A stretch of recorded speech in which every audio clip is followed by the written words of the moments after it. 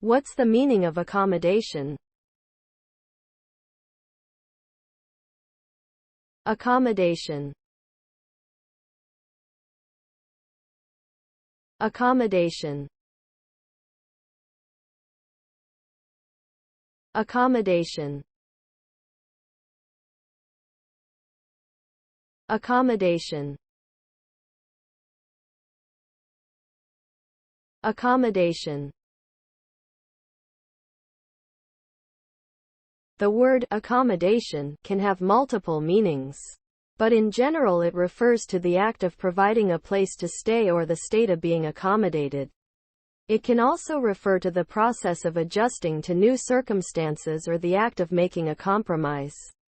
In the context of housing, accommodation can refer to a variety of different types of housing, such as apartments, houses, and hotels. Here are some examples of how the word accommodation can be used in a sentence. The hotel provided us with comfortable accommodations. The company was able to reach an accommodation with the union. The new employee needed some time to adjust to her new accommodations.